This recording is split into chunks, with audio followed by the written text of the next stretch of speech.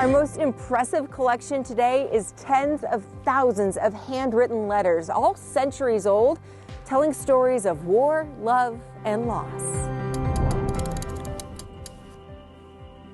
We just get these bundles of letters. This is all in the past week. Well over 1,000 to 1,500.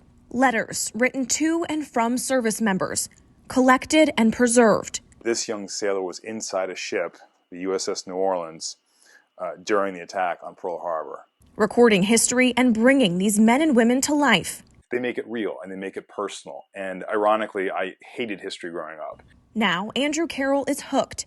He's the founding director of the Center for American War Letters. What I most hope comes out of this project is that we can humanize these men and women who serve. They are not just soldiers, sailors, airmen, and Marines. Every single one of them has a loved one, has a spouse or a sweetheart, they're a child, they're a parent.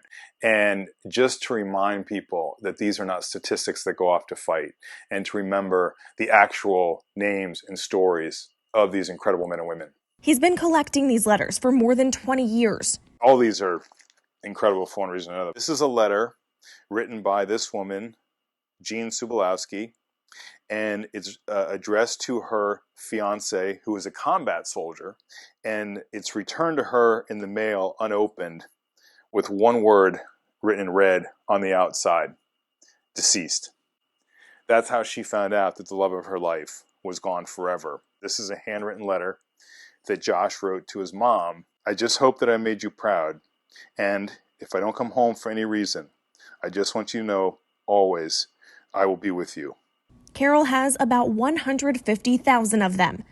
From the American Revolution. This is hundreds of years old, and yet I'm holding the actual paper that this service member wrote during the War for Independence. To today. There are emails that are just as profound and poetic and historic as letters that were written generations ago. And every conflict in between. This is without question one of our most visually stunning letters. That's the bullet hole that went through the letter and into him. Now, fortunately, he survived, but you really get a sense of the life and death circumstances these troops are under. This is probably the most historic letter we have. As soon as I opened this up, I got chills because I could see the gold embossed letterhead that said Adolf Hitler. This letter was written by an American soldier sitting at Hitler's desk in Munich. Carroll is constantly amazed by the generosity of the donations. What they share with us is so personal and so extraordinary. So, this is an entire trunk that we got from a family. These are all of his World War II letters. This man survived the war, but when he came home, his plane crashed doing a routine flight.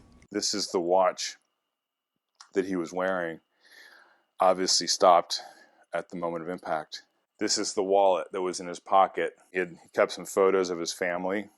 The project is focused on war letters, but pictures and other memorabilia helps you connect with that person even more. Oh, wow, these are his, I haven't seen this before. These are his medals. This is a very personal project for me, and I just want people to know that they're not just, when they send in letters, it's not going just to some institution.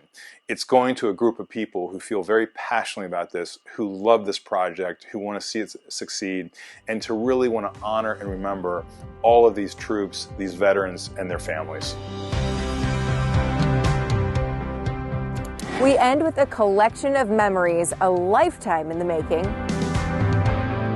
It's good to know.